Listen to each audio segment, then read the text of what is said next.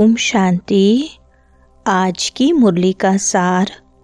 तुम इस समय बाप के साथ सेवा में मददगार बने हो, इसलिए तुम्हारा सिमरन होता है, पूजन नहीं, क्योंकि शरीर अपवित्र है। प्रश्न है, कौन सा नशा तुम बच्चों की बुद्धि में निरंतर रहना चाहिए? उत्तर है, हम शिव बाबा के बच्चे हैं, उनसे राजयोग सीख स्वर्ग की राजाई का वर्षा लेते हैं। यह नशा तुम्हें निरंतर रहना चाहिए। विश्व का मालिक बनना है तो बहुत खबरदारी से पढ़ना और पढ़ाना है। कभी भी बाप की निंदा नहीं करानी है, किसी से भी लड़ना झगड़ना नहीं है।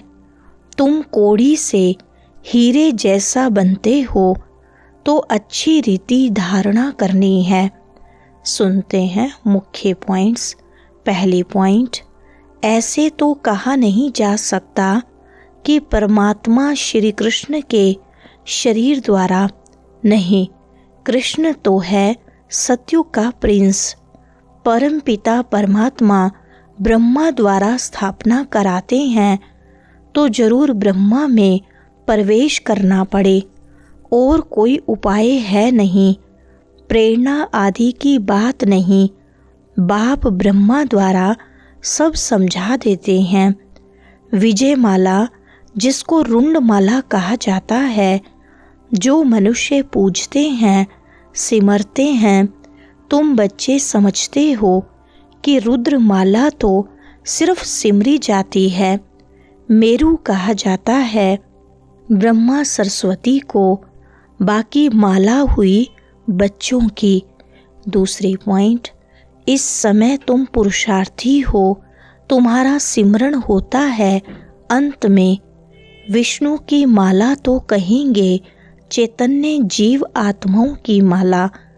लक्ष्मी नारायण पूजे जाते हैं ना, क्योंकि उन्हों की आत्मा और शरीर दोनों पवित्र हैं। रुद्र माला वह तो सिर्फ आत्माओं की है, क्योंकि शरीर तो अपवित्र है, वह तो पूजे नहीं जा सकते। आत्मा कैसे पूजी जाती है? तुम कहते हो रुद्र माला पूजी जाती है, परंतु नहीं, पूजी नहीं जाती। जब नाम ही है सिमरनी, जो भी दाने हैं वह तुम बच्चों के सिमरन होते हैं। जब शरीर में हैं, दाने तो ब्राह्मणों के हैं। यह हैं ब्राह्मण जो भारत की सेवा करते हैं, उनको याद करते हैं। तीसरी पॉइंट, तुम हो ब्राह्मणियाँ, तुम्हारे यादगार देवियों के रूप में हैं।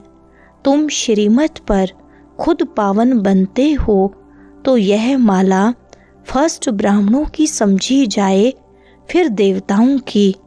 विचार सागर मंथन करने से रिजल्ट निकलेगी। जब आत्माएं सालिग्राम रूप में हैं, तब पूजी जाती हैं। शिव की पूजा होती है तो सालिग्राम की भी होती है, क्योंकि आत्मा पवित्र है, शरीर नहीं। सिमरन सिर्फ तुम्हारा किया जाता है। क्यों? तुम शरीर के साथ सेवा करते हो, तुम्हारी पूजा नहीं हो सकती है। फिर जब शरीर छोड़ते हो तो तुम भी शिव के साथ पूजे जाते हो। चौथी पॉइंट, ब्रह्मा सरस्वती और तुम ज्ञान गंगाएं, तुमने भारत को स्वर्ग बनाया। यह रुद्र यज्ञ रचा। जो पूजा करते हैं उसमें सिर्फ शिव और सालिग्राम होते हैं, उनमें ब्रह्मा सरस्वती का अथवा तुम बच्चों का नाम नहीं है। यहाँ तो सबका नाम है, तुम्हारा सिमरन करते हैं। कौन कौन ज्ञान गंगाएं थी? वह तो है ज्ञान सागर। यह है ब्रह्मपुत्रा बड़ी नदी। यह ब्रह्मा माता भी है। सागर एक है, बाकी गंगाएं तो किस्म किस्म की अनेक प्रकार की होती हैं।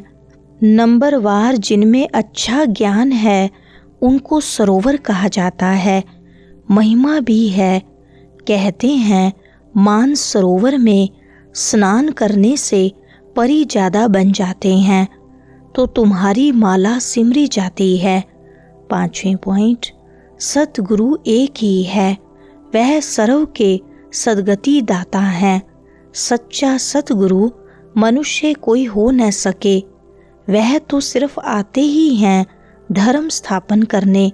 उनके पिछाड़ी सब आने लगते हैं पाठ बजाने। जब सब तमो प्रधान अवस्था को पाते हैं तब मैं आकर सर्व की सद्गति करता हूँ।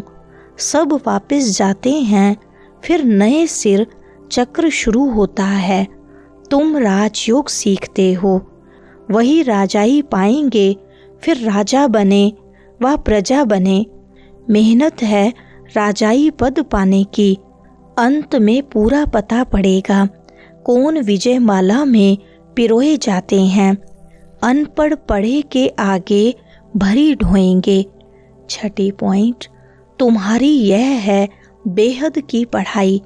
ईश्वरीय विश्वविद्यालय तो एक है, जहाँ मनुष्य से देवता बनना है। उसमें नंबरवार पास होते हैं। पढ़ाई एक ही राजयोग की है। राजाई पद पाने में मेहनत है और सर्विस भी करनी है। राजा जो बनेंगे उनको फिर अपनी प्रजा भी बनानी पड़े। अच्छी अच्छी बच्चियां बड़े बड़े सेंटर संभालती हैं, बड़ी प्रजा बनाती हैं। बाबा भी कहते हैं बड़ा बगीचा बनाओ तो बाबा भी आकर देखे। सूर्यवंशी तो सारी डिनाइस्टी होती है तो ढेर हो जाएंगे। जो मेहनत करते हैं वे राजा बनते हैं, बाकी तो प्रजा बनती जाएगी। 7वें पॉइंट, गाया भी हुआ है, हे प्रभु तेरी सद्गति की लीला। तुम कहते हो वाह बाबा, आपकी गति मत, सर्व के सद्गति करने की श्रीमत, यह सबसे न्यारी है। बाप साथ में ले जाते हैं, छोड़ नहीं जाते हैं। इस सारे सृष्टि चक्र को जानने से तुम चक्रवर्ती राजा बनते हो। यह सब कितनी समझने की बातें हैं। वह तो कह देते शिव नाम रूप से न्यारा है, चित्र भी हैं, फिर भी कहते नाम रूप से न्यारा, फिर कह देते सर्वव्यापी है। एक MP ने कहा था कि यह मैं नहीं मानता कि ईश्वर सर्वव्यापी है। मनुष्य एक दो को मारते हैं, क्या यह ईश्वर का काम है? 8वें पॉइंट, तुमको धन मिलता है फिर दान करना है। बाबा तुमको देते जाते हैं, तुम भी देते जाओ। यह अखुट खजाना है। सारा मदार धारणा पर है। जितनी धारणा करेंगे उतना ऊंच पद पाएंगे। ख्याल करो, कहाँ कोड़ी कहाँ हीरा। हीरे का मूल्य सबसे जास्ती, कोड़ी का मूल्य सबसे कम। अभी तुम कोड़ी से हीरा बनते हो। यह बातें कभी किसके स्वप्न में भी न आए। सिर्फ समझेंगे बरोबर लक्ष्मी नारायण का राज्य था जो होकर गए हैं। बाकी यह राज्य कब किसने दिया यह कुछ नहीं जानते। 9वीं पॉइंट, गुरु के निंदक ठोर न पाए। यह यहाँ की बात है, उनकी तो एम ऑब्जेक्ट ही नहीं है। तुम जानते हो इस पढ़ाई से हम विश्व के मालिक बनते हैं। कितनी खबरदारी से पढ़ना और पढ़ाना चाहिए। ऐसी कोई बात न हो जो निंदा करा दो। न किसी से लड़ना झगड़ना है, सबसे मीठा बोलना है, बाप का परिचय देना है। बाबा कहते हैं दे दान तो छूटे ग्रहण। नंबर 1 दान है देह अभिमान। यह अमूल्य जीवन है। बाप कहते हैं कल्प कल्प हम तुमको ऐसे पढ़ाने आते हैं, फिर तुम भूल जाते हो। यह भी ड्रामा में नूंद है। वरदान है साक्षीपन की सीट द्वारा परेशानी शब्द को समाप्त करने वाले मास्टर त्रिकालदर्शी भव। विस्तार है, इस ड्रामा में जो कुछ भी होता है उसमें कल्याण भरा हुआ है। क्यों क्या का क्वेश्चन समझदार के अंदर उठ नहीं सकता। नुकसान में भी कल्याण समाया हुआ है।